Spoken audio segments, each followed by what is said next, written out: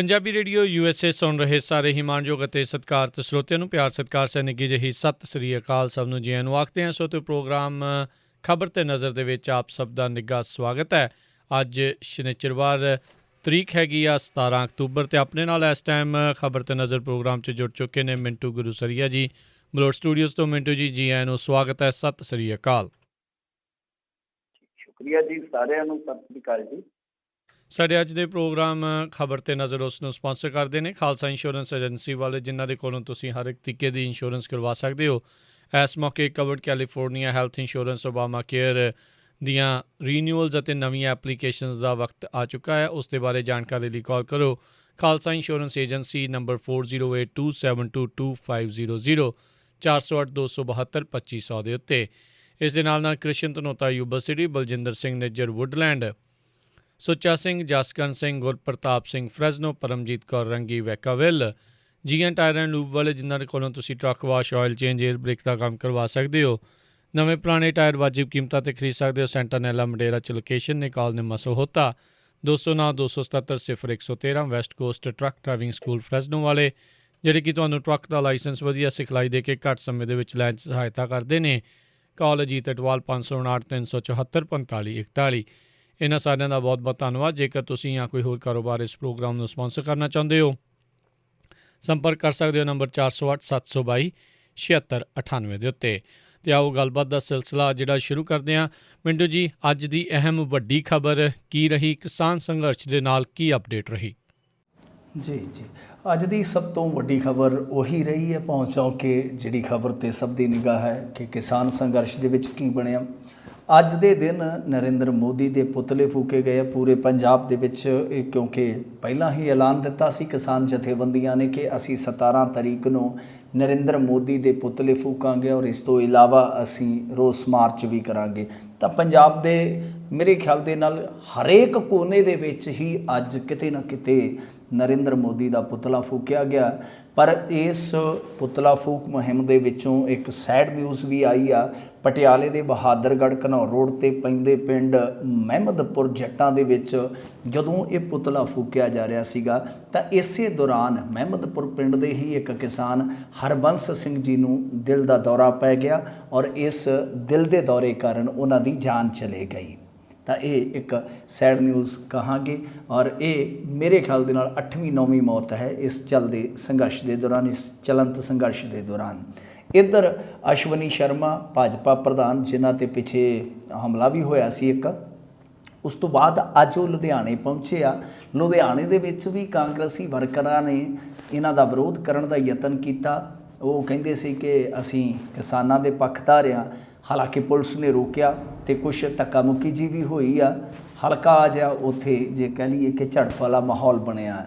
ਇਸ ਤੋਂ ਇਲਾਵਾ ਜੇ ਗੱਲ ਕਰੀਏ ਇਸੇ ਹੀ ਸ਼ਹਿਰ ਦੇ ਮਨਿਸਟਰ ਭਾਰਤ ਭੂਸ਼ਣ ਆਸ਼ੂ ਜੀ ਦੀ, ਤਾਂ ਉਹਨਾਂ ਨੇ ਇੱਕ ਵਾਰੀ ਫੇਰ ਵਾਰਨ ਕੀਤਾ, ਚੇਤਾਵਨੀ ਦਿੱਤੀ ਆ। ਕਹਿੰਦੇ ਆ ਕਿ ਕਿਸਾਨ ਐਜੀਟੇਸ਼ਨ ਦੇ ਚੱਲਦੇ ਆ ਪੰਜਾਬ ਕੋਲ ਸਿਰਫ 5 ਦਿਨਾਂ ਦਾ ਕੋਲਾ ਬਚਿਆ ਵਾ ਅਤੇ ਨਹੀਂ ਤਾਂ ਫਿਰ ਔਖਾ ਹੋ ਜਾਊਗਾ, ਕਿਉਂਕਿ ਭਾਰੀ ਕੱਟਾਂ ਦਾ ਸਾਹਮਣਾ ਕਰਨਾ ਪੈਣਾ। ਵੈਸੇ ਇਹ ਡੇਟ ਜਿਹੜੀ ਵਧਾਈ ਜਾ ਰਹੀ 8 ਤਰੀਕ ਤੋਂ ਸ਼ੁਰੂ ਹੋਏ ਸੀ। ਕਦੇ ਕਹਿੰਦੇ ਅੱਜ ਕੋਲਾ ਖਤਮ ਹੋ ਜਾਣਾ, ਕਦੇ ਕਹਿੰਦੇ ਕੱਲ੍ਹ ਕੋਲਾ ਖਤਮ ਹੋ ਜਾਣਾ।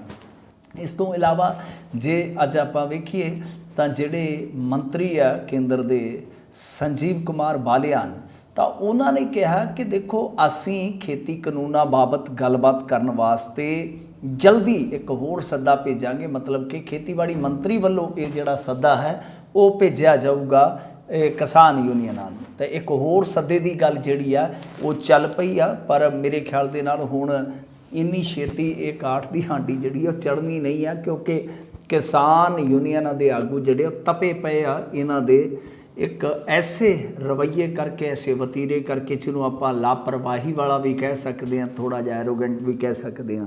ਇਹ ਤੋਂ ਇਲਾਵਾ ਉਹਨਾਂ ਨੇ ਇੱਕ ਚੀਜ਼ ਹੋਰ ਜੇ ਕਹੀਏ ਤਾਂ ਚਿਤਾ ਕੇ ਆਖੀ। ਉਹਨਾਂ ਨੇ ਆਖਿਆ ਕਿ ਪੰਜਾਬ ਵਿਧਾਨ ਸਭਾ 'ਚ ਖੇਤੀ ਕਾਨੂੰਨਾਂ ਨੂੰ ਰੱਦ ਕਰਨ ਦਾ ਖਿਆਲ ਛੱਡ ਦੇਣ ਕੈਪਟਨ ਸਾਹਿਬ।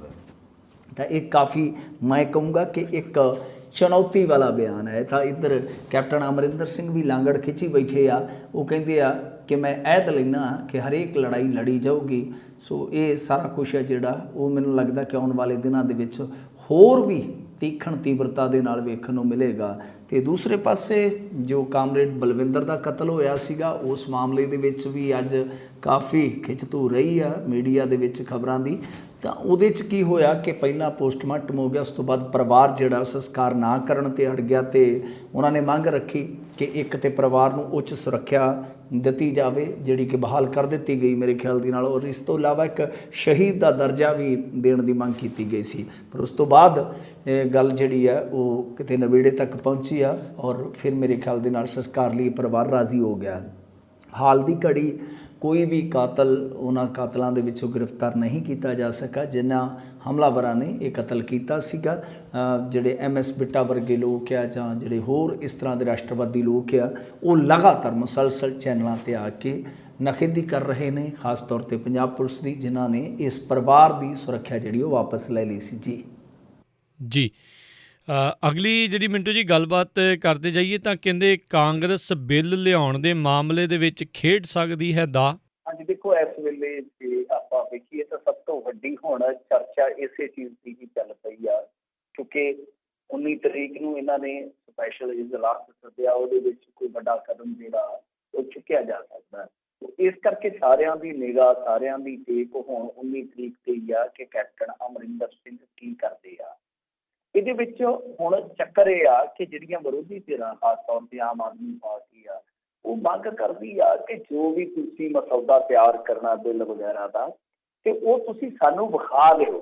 ਹਾਲਾਂਕਿ ਮੰਗ ਤੇ ਇਹ ਚੱਲ ਰਹੀ ਆ ਕਿ ਸੈਸ਼ਨ ਜਿਹੜਾ ਉਹ 1 ਤੋਂ ਵਧੇਰੇ ਦਿਨ ਦਾ ਹੋਣਾ ਚਾਹੀਦਾ, ਜਿੱਦਾਂ ਆਮ ਆਦਮੀ ਪਾਰਟੀ ਕਹਿ ਰਹੀ ਹੈ ਕਿ 7 ਦਿਨ ਦਾ, ਜਿੱਦਾਂ ਜਿਹੜੇ ਹੈਗੇ ਆ ਲੋਕ ਇਨਸਾਫ ਪਾਰਟੀ ਵਾਲੇ ਉਹ ਵੀ ਕਹਿ ਰਹੇ ਆ ਕਿ ਸੈਸ਼ਨ ਘੱਟੋ ਘੱਟ 4 ਦਿਨ ਦਾ ਹੋਣਾ ਚਾਹੀਦਾ। ਅਕਾਲੀ ਵੀ ਕਹਿੰਦੇ ਆ ਕਿ ਸੈਸ਼ਨ ਲੰਮਾ ਹੋਣਾ ਚਾਹੀਦਾ। ਪਰ ਦੇਖੋ, ਉਹ ਸੈਸ਼ਨ ਜਿਹੜਾ 1 ਦਿਨ ਦਾ ਵੀ ਹੋਏਗਾ, ਉਹਦੇ ਵਿੱਚ ਕਦਮ ਕੀ ਚੁੱਕਿਆ ਜਾਂਦਾ, ਇਹ ਵੀ ਇੱਕ ਮਹੱਤਵਪੂਰਨ ਨੁਕਤਾ। ਪਰ ਉਹਦੇ ਵਿੱਚ ਸਭ ਤੋਂ ਵੱਡੀ ਗੱਲ ਇਹ ਆ ਕਿ ਨਿਕਲੇਗਾ ਕੀ। ਤਾਂ ਇਸ ਚੀਜ਼ ਨੂੰ ਲੈ ਕੇ ਉਤਸੁਕਤਾ ਜਿੰਨੀ ਸਾਡੇ ਆ ਮਨਾਂ ਦੇ ਵਿੱਚ, ਉਨੀਓ ਹੀ ਜਿਹੜੀਆਂ ਵਿਰੋਧੀ ਧਿਰਾਂ, ਸਿਆਸੀ ਤਨਜ਼ੀਮਾਂ, ਉਹਨਾਂ ਦੇ ਮਨਾਂ ਦੇ ਵਿੱਚ ਵੀ ਉਹੀ ਉਤਸੁਕਤਾ ਉਨੀਓ ਆ। ਤੇ ਹੁਣ ਇਹ ਗੱਲ ਜਿਹੜੀ ਆ ਉਹ ਨਿਕਲ ਕੇ ਆ ਰਹੀ ਆ, ਮੀਡੀਆ ਸੋਰਸਸ ਦੱਸਦੇ ਆ ਔਰ ਕੁਛ ਇਹਨਾਂ ਦੇ ਆਪਣੇ ਹੀ ਕਾਂਗਰਸ ਵਾਲੇ ਜਿਹੜੇ ਆ ਉਹ ਜਾਣਕਾਰੀ ਦੇ ਰਹੇ ਆ ਕਿ ਅਸਲ ਦੇ ਵਿੱਚ ਬੜੀ ਗਹੀਨਤਾ ਦੇ ਨਾਲ, ਮਹੀਨਤਾ ਦੇ ਨਾਲ ਵਿਚਾਰ ਕੀਤੀ ਗਈ ਆ, ਕਾਨੂੰਨੀ ਮਾਹਰਾਂ ਦੀ, ਖੇਤੀ ਮਾਹਰਾਂ ਦੀ ਰਾਏ ਲਈ ਗਈ ਹੈ। ਉਸ ਤੋਂ ਬਾਅਦ ਇੱਕ ਐਕਟ ਬਣਾਉਣ ਦਾ ਇਹਨਾਂ ਨੇ ਰਸਤਾ ਪੱਧਰਾ ਕੀਤਾ ਪੰਜਾਬ ਦੇ ਵਿੱਚ। ਹੁਣ ਕੀ ਹੋਏਗਾ ਉਹਦੀ ਆਪਾਂ ਨੂੰ ਬਹੁਤੀ ਤਫਸੀਲ ਨਹੀਂ ਮਿਲ ਸਕਦੀ, ਤਾਂ ਉਹਨੂੰ ਬਿਲਕੁਲ ਗੁਪਤ ਰੱਖਿਆ ਜਾਏਗਾ। ਹਾਲਾਂਕਿ ਦੱਸਦੇ ਆ ਕਿ ਉਹ ਪੂਰਾ ਵੀ ਨਹੀਂ ਹੋਇਆ ਹਾਲ ਦੀ ਘੜੀ।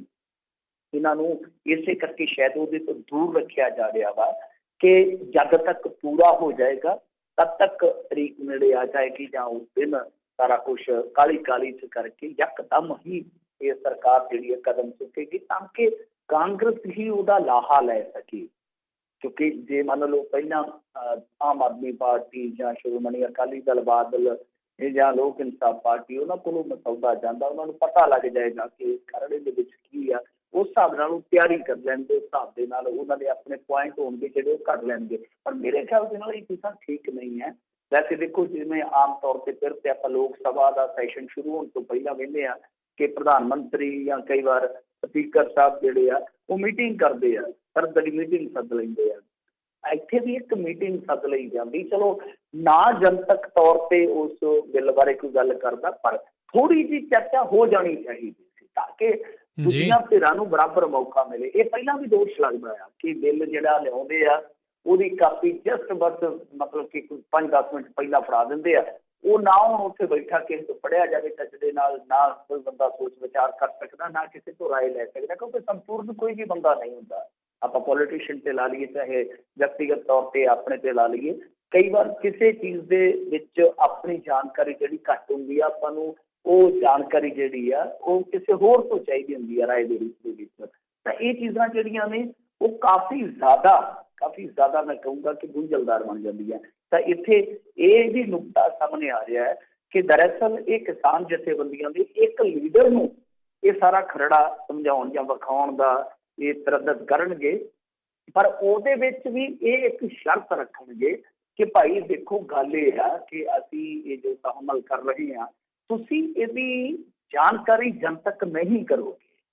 ਤਾਂ ਇਹਦੀ ਇੱਕ ਸ਼ਰਤ ਰੱਖੀ ਜਾਊਗੀ, ਕੰਡੀਸ਼ਨਲੀ ਇਹ ਗੱਲ ਕਰਨਗੇ ਕਿ ਹਾਂ ਭਾਈ ਅਸੀਂ ਤੁਹਾਨੂੰ ਜਾਣਕਾਰੀ ਦੇ ਦਿੰਦੇ ਹਾਂ, ਅਗਾਊਂ ਜਾਣਕਾਰੀ ਜਿੰਨੀ ਕੁ ਦੇ ਸਕਦੇ ਹਾਂ, ਪਰ ਇਹ ਜਾਣਕਾਰੀ ਤੁਸੀਂ ਜਨਤਕ ਨਹੀਂ ਦੇ ਕਰ ਸਕਦੇ। ਸੋ ਐਸੀ ਇੱਕ ਵਿਉਂਤਬੰਦੀ ਨਿਕਲ ਕੇ ਆ ਰਹੀ ਹੈ ਕਾਂਗਰਸ ਪਾਰਟੀ ਦੀ। ਪਰ ਮੇਰੇ ਖਿਆਲ ਦੇ ਨਾਲ ਚਲੋ ਠੀਕ ਆ, ਸਿਆਸਤਦਾਨਾਂ ਨੇ ਸਿਆਸੀ ਲਾਹਿਆਂ ਵਾਸਤੇ ਇਹ ਖੇਡਾਂ ਖੇਡਣੀਆਂ ਹੁੰਦੀਆਂ ਨੇ, ਪਰ ਗੱਲ ਇਹ ਆ ਕਿ ਮੇਰੇ ਖਿਆਲ ਦੇ ਨਾਲ ਇੱਕ ਵਿਆਪਕ ਚਰਚਾ ਹੋਣੀ ਚਾਹੀਦੀ ਹੈ। ਵਿਆਪਕ ਚਰਚਾ ਤਦ ਹੀ ਸੰਭਵ ਹੈ ਜੇ ਥੋੜ੍ਹੀ ਬਹੁਤੀ ਜਾਣਕਾਰੀ ਜਿਹੜੀ ਆ ਵਿਰੋਧੀ ਧਿਰਾਂ ਨੂੰ ਪਹਿਲਾਂ ਹੋਵੇ, ਉਹ ਤਿਆਰੀ ਕਰ ਸਕਣ, ਕਿਉਂਕਿ ਇਹਦੇ ਵਿੱਚ ਮਾਈਲੇਜ ਤੁਹਾਡੀ ਜਿਹੜੀ ਆ ਉਹ ਬਾਅਦ ਦੇ ਵਿੱਚ ਆ ਪੰਜਾਬ ਦੀ ਹੋਣ ਦਾ ਮਸਲਾ ਹੈ, ਜਿਹੜੇ ਪੰਜਾਬ ਦੀ ਰੋਜੀ ਰੋਟੀ ਦਾ ਮਸਲਾ। ਪਰ ਦੇਖਦੇ ਹਾਂ ਕੈਪਟਨ ਅਮਰਿੰਦਰ ਸਿੰਘ, ਤੁਹਾਨੂੰ ਪਤਾ ਹੀ ਆ ਕਿ ਕਿਸ ਤਰ੍ਹਾਂ ਚੱਲਦੇ ਆ, ਜਿਹੜੀ ਗੱਲ ਤੈਅ ਕਰ ਲੈਂਦੇ ਆ ਉਹਦੇ ਤੋਂ ਪਿੱਛੇ ਹਟਣਾ ਮੋਦੀ ਸਾਹਿਬ ਵਾਂਗੂ ਉਹਨਾਂ ਦਾ ਮੁਨਾਸਬ ਨਹੀਂ ਹੁੰਦਾ, ਪਰ ਯਕਦਮ ਕਈ ਵਾਰੀ ਯੂ ਟਰਨ ਵੀ ਮਾਰ ਜਾਂਦੇ ਆ। ਦੇਖਦੇ ਇਸ ਮਾਮਲੇ 'ਚ ਕੀ ਬਣਦਾ। ਜੀ ਜੀ। ਅਗਲੀ ਜਿਹੜੀ ਮਿੰਟੂ ਜੀ ਆਪਾਂ ਗੱਲ ਕਰਦੇ ਜਾਈਏ, ਕਹਿੰਦੇ ਪੰਜਾਬ ਵਿੱਚ ਬਾਹਰੋਂ ਆਏ ਝੋਨੇ ਨੇ ਸਾਹ ਸੁੱਤੇ, ਕਈ ਟਰੱਕ ਫੜੇ ਗਏ। ਹਾਂਜੀ ਦੇਖੋ, ਇਹ ਸਮੱਸਿਆ ਬਾਰੇ ਕਿਸੇ ਨੇ ਕੰਨ ਨਹੀਂ ਧਰਿਆ ਇਸ ਗੱਲ ਤੇ, ਕਿਉਂਕਿ ਮੈਂ ਥੋੜੇ ਦਿਨ ਪਹਿਲਾਂ ਇੱਕ ਧਰਨੇ 'ਚ ਸ਼ਾਮਲ ਹੋਇਆ ਸੀ, ਮੈਂ ਉੱਥੇ ਜਾ ਕੇ ਇਹ ਗੱਲ ਦੱਸੀ। ਮੈਂ ਕਿਹਾ ਦੇਖੋ, ਤੁਸੀਂ ਇਹ ਕਹਿੰਦੇ ਹੋ ਕਿ ਸਾਡੀ ਫਸਲ ਕਿਸੇ ਨਹੀਂ ਖਰੀਦਣੀ, ਸਰਕਾਰ ਖਰੀਦੇ ਜਾਂ ਨਾ ਖਰੀਦੇ, MSP ਤੇ ਕੁਛ ਵੀ ਆ, ਪਰ ਬਾਹਰੋਂ ਆਏ ਬੰਦਿਆਂ ਨੇ ਫਸਲ ਵੇਚ ਜਾਣੀ ਆ ਤੁਹਾਡੇ ਇੱਥੇ, ਕਿਉਂਕਿ ਤੁਹਾਡਾ ਬਾਜ਼ਾਰ ਤਕੜਾ ਆਉਦੀ ਕਰੀ ਤਾਂ 2-4 ਸਾਲ ਵੈਸੇ ਵੀ MSP ਕਰੂਗੀ। ਵੈਸੇ ਵੀ ਜਿਹੜਾ ਇਹ ਮਾਡਲ ਹੁੰਦਾ ਯਕਦਮ ਰਾਤੋਂ ਰਾਤ ਲਾਗੂ ਨਹੀਂ ਹੁੰਦਾ, ਤਾਂ ਉਸ ਵੇਲੇ ਤੁਹਾਡੀਆਂ ਜਿਹੜੀਆਂ ਇੱਥੇ ਬਾਜ਼ਾਰ ਦੀਆਂ ਦਰਕਾਰਾਂ ਨੇ ਉਹਨਾਂ ਦੀ ਪੂਰਤੀ ਵਾਸਤੇ, ਕਿਉਂਕਿ ਇੱਕ ਦੇਸ਼ ਇੱਕ ਮੰਡੀ ਤੇ ਬਣ ਚੁੱਕਾ ਵਾ, ਤੇ ਤੁਸੀਂ ਕਿਸ ਤਰ੍ਹਾਂ ਰੋਕ ਸਕਦੇ ਹੋ? ਤਾਂ ਉਹ ਲੋਕ ਆ ਕੇ ਹੁਣ ਤੋਂ ਮੁਨਾਫਾ ਖੱਟਣਾ ਸ਼ੁਰੂ ਕਰ ਦੇਣਗੇ, ਜਿਹੜੇ ਕਿ ਹੁਣ ਤੱਕ ਰੁਕ ਰਹੇ ਸਨ ਕਿਸੇ ਨਾ ਕਿਸੇ ਤਰੀਕੇ ਨਾਲ, ਜਾਂ ਬਹੁਤ ਚੋਰੀਆਂ ਲਿਆ ਰਹੇ ਸਨ, ਮਤਲਬ ਕਿਸੇ ਦੇ ਤੌਰ ਤੇ ਸ਼ਰੇਆਮ ਨਹੀਂ ਸੀ ਆਉਂਦੇ। ਹੁਣ ਇਹਦੇ ਵਿੱਚ ਉਦਾਹਰਨ ਲੈ ਲਓ, ਜਿੱਦਾਂ ਮੱਕੀ ਆ ਆਪਣੇ, ਹੁਣ ਤੇਲੰਗਾਨਾ ਦੇ ਵਿੱਚ ਮੱਕੀ ਲੋਕਾਂ ਨੇ ਇਉਂ ਸੜਕਾਂ ਤੇ ਸੁੱਟ ਰੱਖੀ ਹੈ, ਜਿਸ ਤਰ੍ਹਾਂ ਆਪਾਂ ਕਈ ਦਫਾ ਆਲੂ ਵੇਹਨੇ ਆਪਣੇ ਪੰਜਾਬ ਦੇ ਵਿੱਚ ਰਿੜਦੇ ਫਿਰਦੇ ਵਿਚਾਰੇ, ਆਲੂ ਚਾਲੂ ਹੋ ਕੇ ਘੁੰਮਦੇ ਫਿਰਦੇ ਆ ਸੜਕਾਂ ਤੇ। ਤਾਂ ਉਸੇ ਤਰ੍ਹਾਂ ਮੱਕਾ ਜਿਹੜਾ ਜੇ ਮੰਨ ਲਓ ਰਾਜਸਥਾਨ ਜਾਂ ਇੱਧਰੋਂ ਕਿਤੇ ਆ ਜਾਂਦਾ, ਕਿਉਂਕਿ ਇੱਥੇ ਪੋਲਟਰੀ ਫਾਰਮ ਦੀ ਵੀ ਇੱਕ ਇੰਡਸਟਰੀ ਹੈ, ਔਰ ਇਸ ਤੋਂ ਇਲਾਵਾ ਜੋ ਬਾਜ਼ਾਰ ਦੀ ਖਪਤ ਹੈ ਉਹ ਇੱਕ ਵੱਖਰਾ ਵਿਸ਼ਾ ਹੈ। ਤਾਂ ਉਹ ਮੱਕਾ ਜੇ ਆਏਗਾ ਤਾਂ ਉਹਨੂੰ ਕੋਈ ਰੋਕ ਨਹੀਂ ਸਕਦਾ, ਕਿਉਂਕਿ ਇੱਕ ਦੇਸ਼ ਇੱਕ ਮੰਡੀ ਦਾ ਸਿਧਾਂਤ ਜਿਹੜਾ ਉਹ ਲਾਗੂ ਹੋ ਚੁੱਕਾ ਹੈ ਇਸ ਮੁਲਕ ਦੇ ਵਿੱਚ। ਤਾਂ ਉਹ ਜਿਹੜਾ ਮੱਕਾ ਇੱਥੇ ਆਏਗਾ, ਕੁਆਲਿਟੀ ਵਾਈਜ਼ ਕਹਿ ਸਕਦੇ ਹਾਂ ਜਾਂ ਪ੍ਰਾਈਸ ਵਾਈਜ਼ ਕਹਿ ਸਕਦੇ ਹਾਂ, ਤਾਂ ਉਹ ਸਾਡੇ ਮੱਕੇ ਨੂੰ ਜਿਹੜਾ ਪਹਿਲਾਂ ਹੀ MSP ਤੋਂ ਘੱਟ ਵਿਕ ਰਿਹਾ ਹੈ, ਉਹਨੂੰ ਹੋਰ ਵੀ ਚੁਣੌਤੀ ਦੇ ਦੇਵੇਗਾ। ਇਹ ਚੀਜ਼ ਕਿਸੇ ਨੇ ਸੋਚੀ ਨਹੀਂ ਹੈ। ਹਾਲ ਦੀ ਘੜੀ ਦੇਖੋ ਹੁੰਦਾ ਕੀ ਹੈ, ਮੁਕਤਸਰ ਜ਼ਿਲ੍ਹਾ ਇੱਕ ਐਸਾ ਜ਼ਿਲ੍ਹਾ ਹੈ ਜਿਹਦੀਆਂ ਸਰਹੱਦਾਂ ਜਿਹੜੀਆਂ ਨੇ ਉਹ 2 ਸਟੇਟਾਂ ਨਾਲ ਲੱਗਣੀਆਂ। ਜਿਵੇਂ ਤੁਸੀਂ ਲਾ ਲਓ ਕਿ ਕੰਦੂਖੇੜਾ ਪਿੰਡ, ਤੁਸੀਂ ਕਿਤੇ ਨਾ ਕਿਤੇ ਸੁਣਿਆ ਹੋਣਾ, ਕੰਦੂਖੇੜੇ ਦਾ ਮੋਰਚਾ, ਕੰਦੂਖੇੜਾ ਕਰੂ ਨਵੇੜਾ, ਜਿੱਥੇ 1985 'ਚ ਆ ਕੇ ਕੈਪਟਨ ਅਮਰਿੰਦਰ ਸਿੰਘ ਬੈਠੇ ਸਨ ਬੰਦੂਕ ਲੈ ਕੇ।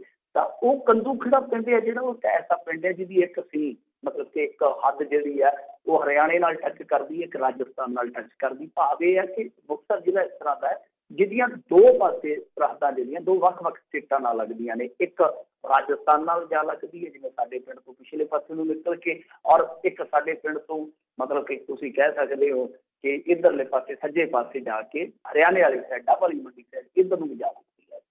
ਹੁਣ ਇਸ ਮਸਲੇ ਤੇ ਇੱਕ ਚਿੰਤਾ ਜਿਹੜੀ ਆ ਉਹ ਸਾਡੇ ਇਸ ਇਲਾਕੇ ਦੇ ਜਿਹੜੇ ਮੋਹਤਬਾਰ ਸੀ, ਖਾਸ ਤੌਰ ਤੇ ਇੱਕ ਕਾਂਗਰਸ ਧਿਰ ਦਾ ਹੀ ਸਰਪੰਚ ਹੈ ਜਿਹਨੇ ਆਪਣੀ ਪਾਰਟੀ ਨੂੰ ਪਿੱਛੇ ਕੀਤਾ ਹੋਇਆ, ਇਸ ਵੇਲੇ ਕਿਸਾਨਾਂ ਦੀ ਲੜਾਈ 'ਚ ਪੂਰੀ ਤਰ੍ਹਾਂ ਨਿਰਤਰਿਆ ਹੋਇਆ ਉਹ ਹੈਗਾ, ਨੌਜਵਾਨ ਹੀ ਭਿੰਦਰ ਰਾਮਨਗਰ ਵੱਜਦਾ। ਉਹਨੇ ਪਹਿਲਾਂ ਹੀ ਇਹਦਾ ਸਾਰਾ ਜੁਗਤਬੰਦ ਕਰ ਲਿਆ ਸੀਗਾ ਕਿ ਇੱਧਰਲੇ ਪਾਸੋਂ ਟਰੱਕ ਆਉਂਦੇ ਆ, ਉਹਨਾਂ ਨੇ ਪਹਿਲਾਂ ਹੀ ਲਾਈਵ ਹੋ ਕੇ ਇਹਦਾ ਖੁਲਾਸਾ ਕਰ ਦਿੱਤਾ। ਉਸ ਤੋਂ ਬਾਅਦ ਟਰੱਕ ਫੜਿਆ ਵੀ ਗਿਆ, ਚਲੋ ਟਰੱਕ ਸ਼ਾਇਦ ਪਹਿਲਾਂ ਵੀ ਇੱਕ ਫੜਿਆ ਗਿਆ ਰੁਪਾਣੇ ਦੇ ਲਾਗੇ, ਉਸ ਤੋਂ ਬਾਅਦ ਖਬਰ ਆ ਗਈ ਕਿ 6 ਟਰੱਕ ਫੜੇ ਗਏ। ਉਸ ਤੋਂ ਬਾਅਦ ਪੂਰੇ ਪੰਜਾਬ ਦੇ ਵਿੱਚੋਂ ਖਬਰ ਆ ਰਹੀ ਹੈ ਕਿ 400 ਦੇ ਕਰੀਬ ਟਰੱਕ ਜਿਹੜੇ ਆ ਉਹ ਰਾਤੋਂ ਰਾਤ ਦਾਖਲ ਹੋਏ ਆ। ਪਤਾ ਨਹੀਂ ਐਗਜ਼ੈਕਟ ਫਿਗਰ ਜਿਹੜਾ ਸਹੀ ਹੈ ਜਾਂ ਨਹੀਂ ਹੈ, ਪਰ ਐਸਾ ਚਰਚਾ ਚੱਲ ਪਿਆ ਪੰਜਾਬ ਦੇ ਵਿੱਚ। ਔਰ ਦੂਜੀ ਗੱਲ ਇਹ ਆ ਕਿ ਦੇਖੋ ਨੂਨ, ਖਨੌਰੀ, ਇਹਨਾਂ ਇਲਾਕਿਆਂ ਦੇ ਵਿੱਚ ਹਰਿਆਣੇ ਦੇ ਆੜਤੀਆਂ ਨੇ ਲਾਇਸੈਂਸ ਆ ਕੇ ਬਣਾ ਲਏ। ਇਹ ਮੈਂ ਨਹੀਂ ਕਹਿ ਰਿਹਾ, ਖੁਦ ਜਾਗਰਣ ਗਰੁੱਪ ਦੀ ਖਬਰ ਸੀਗੀ ਅੱਜ ਤੋਂ 5-6 ਦਿਨ ਪਹਿਲਾਂ ਦੀ। ਤਾਂ ਉਹਦੇ ਵਿੱਚ ਕੀ ਆ ਕਿ ਮੈਂ ਤੁਹਾਨੂੰ ਅੱਗੇ ਵੀ ਸ਼ਾਇਦ ਦੱਸਿਆ ਸੀ ਜਾਂ ਦੱਸਣਾ ਭੁੱਲ ਗਿਆ ਕਿ ਹਰਿਆਣੇ ਨੇ ਆਪਣੀ ਖਰੀਦ ਦਾ ਜਿਹੜਾ ਪੈਟਰਨ ਹੈ ਚੇਂਜ ਕੀਤਾ ਹੋਇਆ।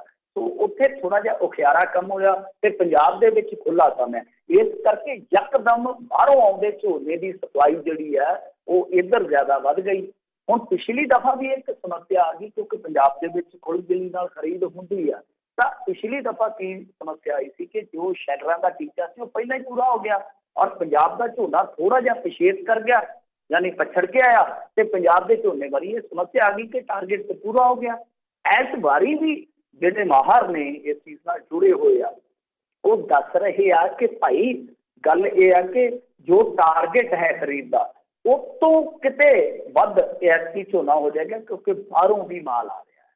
ਕਿਉਂਕਿ ਹੁਣ ਦੇਖੋ ਖਰੀਦ ਹੋਣੀ ਹੈ ਤਾਂ ਆਪਣਾ ਟੋਟਲ ਜਿੰਨੇ ਲੱਖ ਹੈਕਟੇਅਰ ਦੇ ਵਿੱਚ ਰਕਬਾ ਉਸ ਹਿਸਾਬ ਨਾਲ ਐਵਰੇਜ ਕੱਢੀ ਜਾਊਗੀ ਨਾ ਕਿ 25 ਕੁਆਂਟਲ ਹੋਊਗਾ ਜੀ ਝੋਨਾ, 20 ਕੁਆਂਟਲ ਹੋਊਗਾ, ਉਸ ਹਿਸਾਬ ਨਾਲ ਇੱਕ ਟਾਰਗੇਟ ਸੈੱਟ ਕਰ ਲਿਆ ਗਿਆ। ਪਰ ਹੁਣ ਬਾਹਰੋਂ ਆ ਕੇ ਵਿਕਣਾ ਸ਼ੁਰੂ ਹੋ ਗਿਆ ਮਾਲ, ਤਾਂ ਇਹਦਾ ਮਤਲਬ ਹੈ ਕਿ ਉਸ ਟਾਰਗੇਟ ਤੋਂ ਮਿੱਥੇ ਟਾਰਗੇਟ ਤੋਂ ਕਿਤੇ ਨਾ ਕਿਤੇ ਕਹਾਣੀ ਅਗਾਂਹ ਜਾਏਗੀ।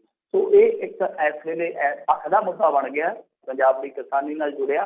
ਹੁਣ ਇਹਦੇ ਵਿੱਚ ਮੇਰੇ ਖਿਆਲ ਦੇ ਨਾਲ ਕਿਸਾਨ ਯੂਨੀਅਨਾਂ ਨੂੰ, ਕਿਉਂਕਿ ਆਪਾਂ ਸਿੱਧੇ ਤੌਰ ਤੇ ਨਹੀਂ ਕਹਿ ਸਕਦੇ ਜਾਂ ਸਿੱਧੇ ਤੌਰ ਤੇ ਨਹੀਂ ਰੋਕ ਸਕਦੇ ਕਿ ਤੁਸੀਂ ਨਾ ਆਓ, ਕਿਉਂਕਿ ਇੱਕ ਨੇਸ਼ਨ ਇੱਕ ਮੰਡੀ ਦਾ ਸਿਧਾਂਤ ਲਾਗੂ ਹੈ। ਹੁਣ ਇਹੀ ਆ ਕਿ ਕਿਸਾਨ ਯੂਨੀਅਨਾਂ ਜਿਹੜੀਆਂ ਜੋ ਰੇਲ ਰੋਕ ਸਕਦੀਆਂ ਇਸ ਮਾਮਲੇ ਦੇ ਵਿੱਚ, ਤਾਂ ਫਿਰ ਉਹਨਾਂ ਨੂੰ ਕੀ ਆ ਕਿ ਜੋ ਇਸ ਤਰ੍ਹਾਂ ਦੇ ਰਸਤੇ ਮੈਂ ਜਿਵੇਂ ਤੁਹਾਨੂੰ ਪੁਆਇੰਟ ਦੱਸੇ ਆ ਕਿ ਡੱਬ ਵਾਲੀ ਸਾਈਡ ਤੋਂ ਬਹੁਤ ਆਉਂਦਾ ਕਿਉਂਕਿ ਮੁਕਤਸਰ ਜ਼ਿਲ੍ਹਾ ਦੋ ਸਟੇਟਾਂ ਨਾਲ ਲੱਗਾ, ਜਾਂ ਉਹ ਕੀ ਕਰਦੇ ਆ ਕਿ ਡੱਬ ਵਾਲੀ ਮੰਡੀ ਇਸ ਤਰ੍ਹਾਂ ਦਾ ਸ਼ਹਿਰ ਆ ਜਿਹਨੂੰ ਦੂਸਰੇ ਪਾਸੇ ਘੁੰਮ ਕੇ ਰਾਜਸਥਾਨ ਲੱਗ ਜਾਂਦਾ, ਉਹ ਰਾਜਸਥਾਨ ਥਾਣੀ ਥੋੜਾ ਜਿਹਾ ਸਫ਼ਰ ਐਕਸਟਰਾ ਤੈਅ ਕਰਕੇ ਇੱਧਰ ਵੀ ਆ ਜਾਂਦੇ ਆ, ਹੋਰ ਥਾਣੀ ਆ ਜਾਂਦੇ ਆ। ਸੋ ਇਹ ਜਿਹੜੇ ਪੁਆਇੰਟ ਨੇ ਜਾਂ ਇੱਧਰ ਖਨੌਰੀ ਸਾਈਡ, ਸਰਦੂਲਗੜ੍ਹ ਸਾਈਡ, ਇਹ ਇਹਨਾਂ ਨੂੰ ਬਲੌਕ ਕਰਨੇ ਚਾਹੀਦੇ ਆ ਕਿਉਂਕਿ ਨੁਕਸਾਨ ਤੋਂ ਬਚਾਉਣ ਵਾਸਤੇ ਹੀ ਐਜੀਟੇਸ਼ਨ ਹੋ ਰਿਹਾ ਹੈ। ਤੇ ਰੇਲਾਂ ਵਾਲੇ ਟਰੈਕ ਤੇ ਬੈਠ ਕੇ ਕੀ ਫਾਇਦਾ, ਤੁਸੀਂ ਉੱਥੇ 500 ਬਹਿ ਜਾਓ ਚਾਹੇ 5 ਲੱਖ ਬਹਿ ਜਾਓ। ਗੱਲ ਤੇ ਹੈ ਕਿ ਰੇਲਾਂ ਕਿਹੜਾ ਉਹਨਾਂ ਨੇ ਆਖਿਆ ਕਿ ਧੱਕੇ ਨਾਲ ਅਸੀਂ ਚਲਾਉਣੀਆਂ ਤੇ ਰੇਲਾਂ ਮੁਲਤਵੀ ਨੇ। ਸੋ ਇਸ ਕਰਕੇ ਕਿਸਾਨ ਜਥੇਬੰਦੀਆਂ ਨੂੰ ਇਹ ਜਿਹੜੇ ਕਿਸਾਨ ਆਪਣੇ ਪੱਧਰ ਤੇ ਕਾਰਵਾਈਆਂ ਕਰ ਰਹੇ ਨੇ ਇਹਨਾਂ ਦਾ ਸਾਥ ਆਪਣੇ ਪੱਧਰ ਤੇ ਅੱਗੇ ਹੋ ਕੇ ਦੇਣਾ ਪਊਗਾ। ਇਹ ਨਾ ਹੋਵੇ ਕਿ ਜਿਹੜੇ ਟਰੱਕ ਘੇਰ ਰਹੇ ਨੇ ਜਾਂ ਕਿਸਾਨ ਯੂਨੀਅਨਾਂ ਦੇ ਕਾਰਕੁਨ ਆ, ਕੱਲ ਨੂੰ ਇਹਨਾਂ ਦੇ ਪਰਚੇ ਦਰਜ ਹੋ ਜਾਣ ਕਿ ਤੁਸੀਂ ਟਰੱਕ ਕਾਹਤੋਂ ਰੋਕ ਦਿੱਤੇ। ਜੀ ਜੀ ਬਿਲਕੁਲ। ਤੇ ਅਗਲੀ ਜੇ ਗੱਲ ਕਰਦੇ ਜਾਈਏ, ਕਹਿੰਦੇ ਬੇਅਦਬੀਆਂ ਵਿੱਚ ਵਿਦੇਸ਼ੀ ਤਾਕਤਾਂ ਦੇ ਹੱਥ ਹੋਣ ਦਾ ਮੋੜ ਦਿੱਤਾ ਜਾ ਰਿਹਾ, ਇਹ ਹਰ ਵਾਰੀ ਇਦਾਂ ਹੀ ਕਰਦੇ ਆ। ਹਾਂਜੀ, ਇਹ ਦੇਖੋ ਇੱਕ ਅਖਬਾਰ ਆ ਖਾਸ ਤੌਰ ਤੇ ਬੜਾ ਨੈਗੇਟਿਵ ਰੋਲ ਪਲੇ ਕਰ ਰਿਹਾ ਇਸ ਮਾਮਲੇ ਦੇ ਵਿੱਚ, ਕਿਸਾਨੀ ਦੇ ਮਾਮਲੇ ਦੇ ਵਿੱਚ ਵੀ ਨੈਗੇਟਿਵ ਰੋਲ ਪਲੇ ਕਰ ਰਿਹਾ। ਮੈਂ ਤਾਂ ਕਹਿੰਦਾ ਕਿ ਸਭ ਤੋਂ ਪਹਿਲਾਂ ਬਾਈਕਾਟ ਇਹਨਾਂ ਦਾ ਇਹੀ ਸ਼ੁਰੂ ਕਰਨਾ ਚਾਹੀਦਾ ਕਿ ਪੰਜਾਬੀਆਂ ਨੂੰ ਜਿਹੜੇ ਚੈਨਲ ਆ ਜਿਨ੍ਹਾਂ ਨੇ ਤੁਹਾਨੂੰ ਮਰਦਿਆਂ ਨੂੰ ਨਹੀਂ ਦਿਖਾਇਆ, ਕਵਰੇਜ ਨਹੀਂ ਕੀਤੀ, ਤੁਸੀਂ ਉਹਨਾਂ ਦਾ ਬਾਈਕਾਟ ਕਰੋ। ਆਪਣਾ ਜੋ ਤੁਹਾਡਾ ਪੈਕੇਜ ਆ ਉਹਦੇ ਵਿੱਚ ਉਹਨਾਂ ਨੂੰ ਬਾਹਰ ਕੱਢ ਦਿਓ। ਜੋ ਤੁਹਾਡੇ ਅਖਬਾਰ ਨੈਗੇਟਿਵਿਟੀ ਫੈਲਾ ਰਹੇ ਆ, ਇਹੀ ਅਖਬਾਰ ਆ ਜਿਹਨੇ ਕੱਲ ਬੜਾ ਇੱਕ ਤਰ੍ਹਾਂ ਨਾਲ ਕਹਿ ਲਓ ਨਾ ਅੰਗਰੇਜ਼ੀ 'ਚ ਸ਼ਾਇਦ ਮੈਨੂਪਲੇਟ ਕਹਿੰਦੇ ਆ ਨਾ ਬਿਆਨ ਨੂੰ ਕੀਤਾ, ਜੋ ਕੈਪਟਨ ਅਮਰਿੰਦਰ ਸਿੰਘ ਨੇ ਦਿੱਤਾ ਸੀਗਾ ਕਿ ਕੇਂਦਰ ਦੀ ਬੇਰੁਖੀ ਕਰਕੇ ਜਾਂ ਉਹਨਾਂ ਦੇ ਹੰਕਾਰੀ ਰਵੱਈਏ ਕਰਕੇ ਇਹ ਸਾਰਾ ਕੁਛ ਸਾਡੇ ਸਟੇਟ ਨੂੰ ਝੱਲਣਾ ਪੈ ਰਿਹਾ ਕਿ ਹੁਣ ਕੋਲੇ ਦੀ ਕਿੱਲਤ ਆ ਗਈ ਆ। ਤਾਂ ਇਸ ਅਖਬਾਰ ਨੇ ਉਸ ਬਿਆਨ ਨੂੰ ਇਸ ਤਰੀਕੇ ਨਾਲ ਪੇਸ਼ ਕੀਤਾ ਕਿ ਜਿਸ ਤਰ੍ਹਾਂ ਉਹ ਕਹਿ ਰਹੇ ਹੋਣ ਕਿ ਕਿਸਾਨ ਜਥੇਬੰਦੀਆਂ ਕਰਕੇ ਇਹ ਸਭ ਕੁਛ ਹੋ ਗਿਆ। ਸੋ ਤੁਸੀਂ ਆਪ ਹੀ ਅੰਦਾਜ਼ਾ ਲਾ ਲਓ ਕਿ ਟੋਟਲੀ ਜਿੰਨੇ ਅਖਬਾਰ ਛਪਦੇ ਆ ਪੰਜਾਬ ਦੇ ਵਿੱਚ, ਚਾਹੇ ਅੰਗਰੇਜ਼ੀ ਹੋਣ, ਹਿੰਦੀ ਹੋਣ, ਪੰਜਾਬੀ ਹੋਣ, ਸਾਰਿਆਂ ਨੇ ਕੇਂਦਰ ਦੇ ਸਿਰ ਤੇ ਜੋ ਕੈਪਟਨ ਅਮਰਿੰਦਰ ਸਿੰਘ ਨੇ ਭਾਂਡਾ ਭੰਨਿਆ ਉਹਦਾ ਜ਼ਿਕਰ ਕੀਤਾ, ਜਦ ਕਿ ਇਸ ਅਖਬਾਰ ਨੇ ਬੜੀ ਚੁਸਤੀ ਕੀਤੀ ਉਸ ਮਾਮਲੇ 'ਚ। ਹੁਣ ਇਸੇ ਅਖਬਾਰ ਨੇ ਇੱਕ ਨਵਾਂ ਦਾਅਵਾ ਕਰ ਦਿੱਤਾ, ਕਹਿੰਦਾ ਜੀ ਕਿ ਪੁਲਿਸ ਇਹ ਥਿਊਰੀ ਮੰਨ ਕੇ ਚੱਲ ਰਹੀ ਹੈ ਕਿ ਬੇਅਦਬੀਆਂ ਦੇ ਪਿੱਛੇ ਕਿਸੇ ਵਿਦੇਸ਼ੀ ਤਾਕਤ ਦਾ ਹੱਥ ਹੈ। ਸੋ ਇਹ ਐਸਾ ਅਖਬਾਰ ਆ ਮੇਰੇ ਖਿਆਲ ਦੇ ਨਾਲ ਜਿਹੜਾ ਕਿ ਖੁੱਲ੍ਹ ਕੇ RSS ਦੀ ਪਾਲਿਸੀ ਦੀ ਵਕਾਲਤ ਕਰਦਾ ਹੈ, ਖੁੱਲ੍ਹ ਕੇ ਨਰਿੰਦਰ ਮੋਦੀ ਦੀ ਚਮਚਾਗਿਰੀ ਕਰਦਾ ਹੈ। ਤਾਂ ਪੰਜਾਬੀਆਂ ਨੂੰ ਇਹੋ ਜਿਹੇ ਅਖਬਾਰਾਂ ਪ੍ਰਤੀ ਸੁਚੇਤਤਾ ਵਰਤਣੀ ਚਾਹੀਦੀ ਆ। ਹੁਣ ਰਹੀ ਗੱਲ ਬੇਅਦਬੀਆਂ ਦੇ ਪਿੱਛੇ ਵਿਦੇਸ਼ੀ ਤਾਕਤਾਂ ਦੇ ਹੱਥ ਹੋਣ ਦੀ, ਇਹ ਥਿਊਰੀ ਅਖਬਾਰ ਕਿਵੇਂ ਤੈਅ ਕਰ ਸਕਦਾ ਮੈਂ ਸਮਝ ਨਹੀਂ ਰਿਹਾ। ਔਰ ਕੀ ਜਿਹੜੇ ਪੁਲਿਸ ਮਹਿਕਮੇ ਦੇ ਅਧਿਕਾਰੀ ਆ, ਕਰਮਚਾਰੀ ਆ, ਉਹ ਇੰਨੇ ਕੱਚੇ ਪੇਸ਼ੇਵਰ ਆ ਕਿ ਇੱਕ ਪੱਤਰਕਾਰ, ਸਧਾਰਨ ਪੱਤਰਕਾਰ ਨੂੰ, ਕਿਉਂਕਿ ਫਤਿਹਗੜ੍ਹ ਸਾਹਿਬ ਦੇ ਵਿੱਚ ਹੁਣ ਇਹ ਤੇ ਹੈ ਨਹੀਂਗਾ ਕਿ ਪੰਜਾਬ ਦਾ ਸੰਪਾਦਕ ਬੈਠਾ ਹੋਏਗਾ, ਤਾਂ ਇੱਕ ਸਧਾਰਨ ਪੱਤਰਕਾਰ ਨੂੰ ਸਾਰੀ ਜਾਣਕਾਰੀ ਲੀਕ ਕਰ ਰਹੇ ਹੋਣਗੇ ਇੱਕ ਸੈਂਸਿਟਿਵ ਮੁੱਦੇ ਦੀ, ਜਿਹਦੀ ਖੁਦ ਕਹਿ ਲਈਏ ਕਿ ਕੈਪਟਨ ਅਮਰਿੰਦਰ ਸਿੰਘ ਨਿਗਰਾਨੀ ਕਰ ਰਹੇ। ਤਾਂ ਇਹ ਆਪਣੇ ਆਪ ਦੇ ਵਿੱਚ ਬੜੀ ਵਿਚਿੱਤਰ ਗੱਲ ਆ, ਬਹੁਤ ਅਲੋਕਾਰੀ ਗੱਲ ਮੈਨੂੰ ਨਜ਼ਰ ਆਈ ਆ। ਪਰ ਇਹ ਦੇਖੋ ਹੋ ਸੰਭਵ ਸਕਦਾ ਸਭ ਕੁਛ, ਇਹ ਆਪਾਂ ਨੂੰ ਵੀ ਪਤਾ ਕਿ ਥਿਊਰੀਆਂ ਵੱਖੋ ਵੱਖਰੀਆਂ ਜਿਹੜੀਆਂ ਸੋਚੀਆਂ ਜਾਂਦੀਆਂ, ਪਰ ਇਸ ਤਰ੍ਹਾਂ ਪਹਿਲਾਂ ਹੀ ਮੋੜਾ ਦੇਣ ਦਾ ਯਤਨ ਕਰਨਾ ਔਰ ਕੋਈ ਤੱਥ ਠੋਸ ਨਹੀਂ ਪੇਸ਼ ਕਰਨਾ, ਕੋਈ ਸੋਰਸ ਨਹੀਂ ਦੱਸਣਾ ਕਿ ਤੁਹਾਨੂੰ ਕਿਹਦੇ ਤੋਂ ਪਤਾ ਲੱਗਿਆ? ਹਾਂ, ਜੋ ਜਥੇਬੰਦੀਆਂ ਗੱਲ ਕਰ ਰਹੀਆਂ ਨੇ, ਜੋ ਮੰਗ ਉੱਠ ਰਹੀ ਆ, ਉਹਦੀ ਗੱਲ ਨਹੀਂ ਕੋਈ ਕਰ ਰਿਹਾ ਕਿ ਭਾਈ ਇਹਦੇ ਵਿੱਚ ਜੇ ਸਾਜ਼ਿਸ਼ ਬੇਪਰਦ ਕਰਨੀ ਹੈ ਤਾਂ ਉਹ ਮੁੰਡਾ ਜਿਹੜਾ ਫੜਿਆ ਤਾਂ ਉਹਦੇ ਪਰਿਵਾਰ ਨੂੰ ਵੀ ਘੱਟੋ ਘੱਟ, ਮੈਂ ਇਹ ਨਹੀਂ ਕਹਿੰਦਾ ਕਿ ਉਹਨਾਂ ਨੂੰ ਤੁਸੀਂ ਕੁੱਟ ਮਾਰ ਕੇ ਮਨਾਉਣਾ ਸ਼ੁਰੂ ਕਰ ਦਿਓ, ਤਾਂ ਉਹਨੂੰ ਵੀ ਜਾਂਚ ਦੇ ਘੇਰੇ 'ਚ ਲੈ ਆਓ ਕਿ ਕਾਲ ਜਿਹੜੀਆਂ ਕਢਾ ਕੇ ਦੇਖੀਆਂ ਜਾਣ ਕਿ ਕਿੰਨੀਆਂ ਕਾਲਾਂ ਹੋਈਆਂ, ਉਸ ਪਰਿਵਾਰ ਨੂੰ ਕੌਣ ਕੌਣ ਕਰ ਰਿਹਾ ਸੀਗਾ, ਕਿਹੜੇ ਕਿਹੜੇ ਬੰਦੇ ਸੀ ਜੋ ਇਸ ਪਰਿਵਾਰ ਦੇ ਵਿੱਚ ਸੰਪਰਕ ਰੱਖੇ ਹੋਏ ਸੀਗੇ। ਸੋ ਇਹ ਚੀਜ਼ਾਂ ਤੇ ਹੈ ਕਿ ਵਿਗਿਆਨਕ ਢੰਗ ਦੇ ਨਾਲ ਇਹ ਤਹਿਕੀਕਾਤ ਹੋਣੀ ਚਾਹੀਦੀ ਹੈ, ਸਾਰੀ ਸਾਜ਼ਿਸ਼ ਬੇਪਰਦ ਹੋਣੀ ਚਾਹੀਦੀ ਹੈ। ਜੇ ਉਹਨੇ ਆਪਣੇ ਪੱਧਰ ਤੇ ਇਹ ਕੁਕਰਮ ਕੀਤਾ ਹੈ, ਧਰਮ ਕੀਤਾ ਹੈ, ਸਾਰਾ ਕੁਛ ਜੋ ਵੀ ਹੋਇਆ ਬਹੁਤ ਮਾੜਾ ਹੋਇਆ, ਤਾਂ ਉਹ ਸਜ਼ਾ ਦਾ ਹਿੱਸੇਦਾਰ ਹੋਵੇ, ਉਹਦਾ ਕੋਈ ਰਿਸ਼ਤੇਦਾਰ ਨਾ ਵਲੇਟਿਆ ਜਾਵੇ। ਪਰ ਜੇ ਕੋਈ ਹੋਰ ਇਸ ਗੁਣਤੀ ਦੇ ਵਿੱਚ ਸ਼ਾਮਲ ਹੈ ਤਾਂ ਉਹਨੂੰ ਵੀ ਬਾਹਰ ਨਹੀਂ ਰੱਖਿਆ ਜਾਣਾ ਚਾਹੀਦਾ। ਚਲੋ ਇਹ ਤਾਂ ਗੱਲ ਠੀਕ ਆ, ਪਰ ਆਪ ਮੋੜਾ ਆਪਣੇ ਪੱਧਰ ਤੇ ਦੇ ਦੇਣਾ ਇਹ ਗਲਤ ਗੱਲ ਹੈ। ਔਰ ਆਪਾਂ ਦੇਖਿਆ 2015 ਚ ਵੀ ਇਸ ਤਰ੍ਹਾਂ ਹੀ ਹੋਇਆ ਸੀਗਾ ਕਿ ਸਭ ਤੋਂ ਪਹਿਲਾਂ ਇਹੀ ਥਿਊਰੀ ਦਿੱਤੀ ਗਈ ਔਰ ਉਸ ਤੋਂ ਬਾਅਦ ਜਦੋਂ ਲੋਕਾਂ ਨੇ ਰੱਦ ਕਰ ਦਿੱਤੀ, ਉਸ ਤੋਂ ਬਾਅਦ ਫਿਰ ਯੂ ਟਰਨ ਲੈ ਗਏ। ਉਸ ਵੇਲੇ ਦੀ ਸਰਕਾਰ ਵੱਲੋਂ 2 ਮੁੰਡੇ ਵੀ ਫੜ ਲਏ ਗਏ ਸੀ, ਬਾਅਦ ਦੇ ਵਿੱਚ ਛੱਡ ਦਿੱਤੇ ਗਏ, ਤਾਂ ਯੂ ਟਰਨ ਕਾਫੀ ਵੇਖਣ ਨੂੰ ਮਿਲੇ ਸੀਗੇ। ਉਸ ਤੋਂ ਬਾਅਦ ਜਦੋਂ ਨਾਭਾ ਜੇਲ੍ਹ ਦੇ ਕਾਂਡ ਹੋਇਆ, ਉਸ ਤੋਂ ਬਾਅਦ ਵੀ ਕੁਝ ਇਸੇ ਤਰ੍ਹਾਂ ਦੀਆਂ ਕਹਾਣੀਆਂ ਕਰਨ ਦਾ ਯਤਨ ਕੀਤਾ ਗਿਆ ਸੀ, ਪਰ ਨਤੀਜਾ ਸਭ ਦੇ ਸਾਹਮਣੇ ਆ ਗਿਆ। ਤਾਂ ਇਹਨਾਂ ਚੀਜ਼ਾਂ ਤੋਂ ਬਚਣ ਦੀ ਜ਼ਰੂਰਤ ਹੈ। ਜੇ ਇਹ ਨਹੀਂ ਬਚ ਰਹੇ ਜੋ ਇਸ ਤਰ੍ਹਾਂ ਦੀਆਂ ਕਲਮਾਂ ਨੇ, ਤਾਂ ਘੱਟੋ ਘੱਟ ਸਾਡੇ ਲੋਕਾਂ ਨੂੰ ਸੁਚੇਤ ਰਹਿਣਾ ਚਾਹੀਦਾ ਕਿ ਜਦ ਤੱਕ ਕੋਈ ਜਾਂਚ ਪੜਤਾਲ ਦਾ ਸਿੱਟਾ ਨਹੀਂ ਨਿਕਲਦਾ, ਤਦ ਤੱਕ ਇਹਨਾਂ ਕਿਆਸਿਆਂ ਤੇ ਆਪਾਂ ਨੂੰ ਅੱਖਾਂ ਬੰਦ ਕਰਕੇ ਵਿਸ਼ਵਾਸ ਯਕੀਨ ਨਹੀਂ ਕਰਨਾ। ਜੀ ਜੀ ਬਿਲਕੁਲ। ਅਗਲੀ ਜਿਹੜੀ ਮਿੰਟੂ ਜੀ ਗੱਲ ਕਰੀਏ, ਇੱਕ ਅਖਬਾਰ ਦਾ ਦਾਅਵਾ ਹੈ ਲੌਂਗੋਵਾਲ ਦੀ ਸਿਫਾਰਿਸ਼ ਤੇ ਵਿਵਾਦਤ ਬੰਦੇ ਨੂੰ ਦਿੱਤਾ ਗਿਆ ਸੀ ਸਰੂਪ।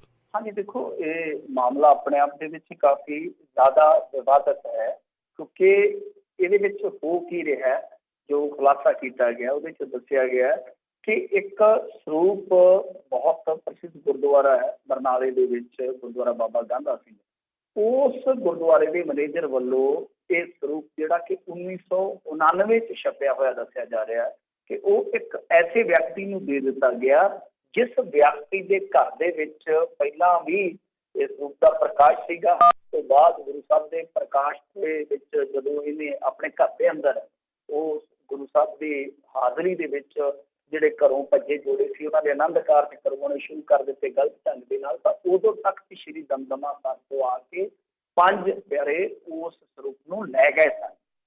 ਤਾਂ ਉਸੇ ਬੰਦੇ ਨੂੰ ਹੀ ਇਹ ਸਰੂਪ ਦਿੱਤਾ ਗਿਆ। ਹਾਲਾਂਕਿ ਦੱਸਿਆ ਜਾ ਰਿਹਾ ਕਿ ਬਰਨਾਲੇ ਤੋਂ ਬਾਹਰ ਦਾ ਰਹਿਣ ਵਾਲਾ, ਬਰਨਾਲੇ ਦਾ ਰਹਿਣ ਵਾਲਾ ਨਹੀਂ ਹੈ। ਤਾਂ ਇਹ ਹੋਇਆ ਕਿ ਇੱਕ ਗੁਰਦੁਆਰਾ ਕਮੇਟੀ ਦਾ ਜਿਹੜਾ ਮੈਂਬਰ ਆ ਉਹਦਾ ਔਰ ਦੂਸਰਾ ਲੰਗੋਵਾਲ ਸਾਹਿਬ ਦਾ ਜਿਹੜਾ ਦਸਤਖਤ ਹੋਇਆ ਉਸ ਸਿਫਾਰਸ਼ੀ ਪੱਤਰ ਦਾ, ਤਾਂ ਪੱਤਰ ਤੇ ਉਸ ਤੋਂ ਬਾਅਦ ਜਿਹੜਾ ਗੁਰਦੁਆਰਾ ਸਾਹਿਬ ਦਾ ਮੈਨੇਜਰ ਸੀਗਾ ਉਸਨੇ ਉਹ ਸਰੂਪ ਜਿਹੜਾ ਆ ਉਹ ਦੇ ਦਿੱਤਾ। ਹਾਲਾਂਕਿ ਪੁਰਾਤਨ ਸਰੂਪ ਦੇ ਬਾਰੇ ਇਹ ਕਿਹਾ ਜਾ ਰਿਹਾ ਕਿ ਦੇਖੋ ਜੀ ਨਵਾਂ ਛਾਪਿਆ ਸਰੂਪ ਨਹੀਂ ਸੀ ਹੈਗਾ, ਇਸ ਕਰਕੇ 1999 ਵਾਲਾ ਜਿਹੜਾ ਸਰੂਪ ਸੀਗਾ ਉਹ ਦੇ ਦਿੱਤਾ ਗਿਆ। ਤਾਂ ਇਹ ਆਪਣੇ ਆਪ ਦੇ ਵਿੱਚ ਬੜੀ ਹੈਰਾਨ ਕਰਨ ਵਾਲੀ ਗੱਲ ਹੈ, ਕਿਉਂਕਿ ਇਹਨਾਂ ਨੇ ਆਪ ਹੀ ਇੱਕ ਬਿਊਰਾ ਇਕੱਤਰ ਕੀਤਾ ਹੈ ਜਾਂ ਪਿੱਛੇ ਕਿ ਇਹਨਾਂ ਨੇ ਆਪਣੇ ਜੋ ਇਹਨਾਂ ਦੇ ਢਾਡੀ ਹੈ ਜਾਂ ਹੋਰ ਪ੍ਰਚਾਰਕ ਆ ਉਹਨਾਂ ਦੀਆਂ ਡਿਊਟੀਆਂ ਲਾਈਆਂ ਸਨ ਕਿ ਤੁਸੀਂ ਜਾ ਕੇ ਆਪੋ ਆਪਣੇ ਇਲਾਕਿਆਂ ਦੇ ਵਿੱਚ ਵੇਖੋ ਕਿ ਕਿੱਥੇ ਕਿੱਥੇ ਗੁਰੂ ਸਾਹਿਬ ਦਾ ਪ੍ਰਕਾਸ਼ ਹੈ, ਕਿੱਥੇ ਕਿੱਥੇ ਸਰੂਪ ਨੇ। ਉਸ ਤੋਂ ਬਾਅਦ ਜਿਹੜੀ ਜਾਣਕਾਰੀ ਨਿਕਲ ਕੇ ਆਈ ਇਹ ਹੈਰਾਨ ਕਰਦੀ ਹੈ। ਔਰ ਖੁਦ ਜਿਹੜਾ ਕਮੇਟੀ ਮੈਂਬਰ ਦਸਤਖਤ ਕਰਦਾ ਆ ਉਹ ਆਪ ਇਸ ਗੱਲ ਦੀ ਪੁਸ਼ਟੀ ਕਰਦਾ ਕਿ ਹਾਂ ਅਸੀਂ ਸਿਫਾਰਿਸ਼ ਕੀਤੀ ਆ, ਹਾਲਾਂਕਿ ਲੌਂਗੋਵਾਲ ਸਾਹਿਬ ਦਾ ਵਰਸ਼ਨ ਨਹੀਂ ਹੈਗਾ ਇਸ ਅਖਬਾਰ ਦੇ ਵਿੱਚ, ਤਾਂ ਉਹ ਆਪ ਪੁਸ਼ਟੀ ਕਰਦਾ ਕਮੇਟੀ ਮੈਂਬਰ ਕਿ ਉਹ ਕਹਿੰਦਾ ਕਿ ਦੇਖੋ ਅਸੀਂ ਕਿਸੇ ਨੂੰ ਸਿੱਖੀ ਨਾਲੋਂ ਤੋੜ ਥੋੜੀ ਸਕਦੇ ਹਾਂ, ਜੇ ਉਹਨੇ ਇੱਕ ਵਾਰੀ ਗਲਤੀ ਕੀਤੀ ਹੈ ਤਾਂ ਮਤਲਬ ਇਹ ਥੋੜੀ ਆ ਕਿ ਸਾਰੀ ਜ਼ਿੰਦਗੀ ਗਲਤੀਆਂ ਹੀ ਕਰੀ ਚੱਲੂਗਾ। ਚਲੋ ਇਹ ਗੱਲ ਤੇ ਠੀਕ ਆ, ਪਰ ਇਹ ਜਿਸ ਤਰੀਕੇ ਦੇ ਨਾਲ ਘਰਾਂ ਦੇ ਵਿੱਚ ਸਰੂਪ ਦਿੱਤੇ ਜਾ ਰਹੇ ਆ, ਤਾਂ ਇੱਕ ਪਾਸੇ ਤੇ ਹੁਣ ਇਹ ਵੀ ਗੱਲ ਨਿਕਲ ਕੇ ਆ ਰਹੀ ਹੈ ਨਾ, ਜਿਵੇਂ ਧੌਰ ਸਾਹਿਬ ਨੇ ਕਿਹਾ ਸੀਗਾ ਪਿਛਲੇ ਦਿਨੀ ਜਦੋਂ ਇਹ ਵਿਵਾਦ ਸ਼ੁਰੂ ਹੋਇਆ ਸੀਗਾ ਕਿ ਕਿਸ ਤਰ੍ਹਾਂ ਦੁਆਬੇ ਦੇ ਵਿੱਚ ਮੇਰੇ ਮਨਾ ਕਰਨ ਦੇ ਬਾਵਜੂਦ, ਮੇਰੇ ਮਨਾ ਕਰਨ ਦੇ ਬਾਅਦ ਵੀ ਜਿਹੜੇ ਮੱਕੜ ਸਾਹਿਬ ਸੀਗੇ ਉਸ ਵੇਲੇ ਪ੍ਰਧਾਨ, ਉਹਨਾਂ ਨੇ ਡਾਇਰੈਕਟਲੀ ਇੱਕ ਐਸੀ ਜਗ੍ਹਾ ਨੂੰ ਸਰੂਪ ਜਿਹੜੇ ਆ ਉਹ ਦਬਾ ਦਿੱਤੇ ਜਿੱਥੇ ਕਿ ਮਰਿਆਦਾ ਸਹੀ ਢੰਗ ਨਾਲ ਪਾਲਣ ਨਹੀਂ ਸੀ ਹੋ ਰਹੀ। ਤਾਂ ਹੁਣ ਇਹ ਚੀਜ਼ ਜਿਹੜੀ ਆ ਉਹ ਬਿਲਕੁਲ ਜੇ ਕਹੀਏ ਤਾਂ ਸਵਾਲਾਂ ਦੇ ਘੇਰੇ ਦੇ ਵਿੱਚ ਆ ਕਿ ਐਸਾ ਕੀ ਹੋਇਆ, ਐਸਾ ਕਿਉਂ ਵਾਪਰਿਆ ਕਿ ਤੁਸੀਂ ਉਸ ਬੰਦੇ ਪ੍ਰਤੀ ਇੰਨੇ ਜ਼ਿਆਦਾ ਸੌਫਟ ਹੋ, ਇੰਨੇ ਜ਼ਿਆਦਾ ਤੁਸੀਂ ਲਚਕੀਲੇ ਹੋ, ਜਿਹੜਾ ਬੰਦਾ ਪਹਿਲਾਂ ਹੀ ਵਿਵਾਦਤ ਹੈ। ਤਾਂ ਖੈਰ ਇਹਦੇ ਤੇ ਹੁਣ ਲੰਗੋਵਾਲ ਸਾਹਿਬ ਦਾ ਕੀ ਪ੍ਰਤੀਕਰਮ ਆਊਗਾ ਪਤਾ ਨਹੀਂ ਹੈ, ਕਦੋਂ ਆਊਗਾ ਪਤਾ ਨਹੀਂ ਹੈ। ਪਰ ਇਸ ਗੱਲ ਦਾ ਜ਼ਰੂਰ ਇੱਕ ਤਰ੍ਹਾਂ ਨਾਲ ਕਹਿ ਲਈਏ ਕਿ ਪਰਦਾ ਹਟ ਰਿਹਾ ਹੈ ਕਿ ਬਹੁਤ ਸਾਰੇ ਸਰੂਪ ਇਸ ਤਰ੍ਹਾਂ ਦੇ ਹੋਣਗੇ ਜਿਹੜੇ ਕਿ ਜਿੱਥੇ ਜਾਣੇ ਨਹੀਂ ਸੀ ਚਾਹੀਦੇ ਉੱਥੇ ਸਿਫਾਰਸ਼ਾਂ ਦੇ ਨਾਲ ਘੱਲ ਦਿੱਤੇ ਗਏ। ਜੀ। ਅਗਲੀ ਜਿਹੜੀ ਮਿੰਟੂ ਜੀ ਗੱਲ ਕਰੀਏ ਤਾਂ ਕਹਿੰਦੇ ਪੰਜਾਬ ਦੇ 9 ਸਕੂਲਾਂ ਦਾ NOC ਰੱਦ। ਹਾਂਜੀ ਦੇਖੋ, ਇਹਨਾਂ ਦਾ COVID-19 ਮਹਾਮਾਰੀ ਸੰਬੰਧੀ ਜੋ ਨਿਰਦੇਸ਼ ਦਿੱਤੇ ਗਏ ਸੀ ਉਹਨਾਂ ਦਾ ਪਾਲਣ ਨਾ ਕਰਨ ਕਰਕੇ ਪਤਾ ਕੱਟਿਆ ਗਿਆ ਵਾ। ਤਾਂ ਇਹਨਾਂ 9 ਸਕੂਲਾਂ ਦੇ ਜਿਹੜੇ ਕੋਈ ਇਤਰਾਜ਼ ਨਹੀਂ ਸਰਟੀਫਿਕੇਟ ਜਿਨ੍ਹਾਂ ਨੂੰ ਆਪਾਂ NOC ਕਹਿੰਦੇ ਆ ਉਹ ਰੱਦ ਕਰ ਦਿੱਤੇ ਗਏ ਆ। ਤਾਂ ਇਹਦੇ ਵਿੱਚ ਜ਼ਿਆਦਾਤਰ ਜਿਹੜੀਆਂ ਸ਼ਿਕਾਇਤਾਂ ਮਿਲੀਆਂ ਸਨ ਉਹ ਮੁਲਾਜ਼ਮਾਂ ਨੂੰ ਤਨਖਾਹ ਨਹੀਂ ਸੀ ਦੇ ਰਹੇ ਜਾਂ ਬਹੁਤ ਘੱਟ ਦੇ ਰਹੇ ਸੀ। ਤਾਂ ਇਹ ਸਾਰੀਆਂ ਸ਼ਿਕਾਇਤਾਂ ਮਿਲਣ ਤੋਂ ਬਾਅਦ ਇਹਨਾਂ ਸਾਰੇ ਸਕੂਲਾਂ ਦਾ ਜਿਹੜਾ NOC ਸਰਟੀਫਿਕੇਟ ਸੀਗਾ ਉਹ ਰੱਦ ਕਰ ਦਿੱਤਾ ਗਿਆ। ਦੇਖੋ ਗੱਲ ਇਹ ਆ ਕਿ ਇਹ ਠੀਕ ਹੈ ਕਿ ਕਾਰਵਾਈਆਂ ਇਸ ਤਰ੍ਹਾਂ ਦੀਆਂ ਹੋਣੀਆਂ ਚਾਹੀਦੀਆਂ, ਮਿਸਾਲ ਬਣਨੀ ਚਾਹੀਦੀ ਆ। ਪਰ ਰੌਲਾ ਇਹ ਆ ਕਿ ਤੁਸੀਂ ਇਹ ਕਾਰਵਾਈ ਕਰਦੇ ਹੋ ਠੀਕ ਆ, ਪਰ ਗੱਲ ਇਹ ਆ ਕਿ ਜਦ ਤੁਸੀਂ ਮਾਪਿਆਂ ਤੇ ਇਹ ਚੀਜ਼ ਜਿਹੜੀ ਆ ਉਹ ਲਾਗੂ ਕਰਕੇ ਵੇਖੋ ਤਾਂ ਉਹ ਤੇ ਬਹੁਤ ਪਹਿਲਾਂ ਦੀਆਂ ਸ਼ਿਕਾਇਤਾਂ ਕਰਦੇ ਆ ਕਿ ਸਾਡੇ ਬੱਚਿਆਂ ਨੂੰ ਜੋ ਗਾਈਡਲਾਈਨ ਆ ਜਾਂ ਹਾਈ ਕੋਰਟ ਦਾ ਜੋ ਹੁਕਮ ਆ ਉਸ ਤੋਂ ਬਾਅਦ ਵੀ ਉਹਦੇ ਬਾਵਜੂਦ ਵੀ ਗਰੁੱਪਾਂ ਚੋਂ ਕੱਢਿਆ ਗਿਆ, ਕਿਉਂਕਿ ਪਹਿਲੇ ਫੈਸਲੇ 'ਚ ਔਰ ਦੂਸਰੇ ਫੈਸਲੇ 'ਚ ਵੀ ਇਹੀ ਕਿਹਾ ਗਿਆ ਸੀਗਾ ਕਿ ਤੁਸੀਂ ਪੜ੍ਹਾਈ ਤੋਂ ਨਹੀਂ ਰੋਕ ਸਕਦੇ ਕਿਸੇ ਬੱਚੇ ਨੂੰ।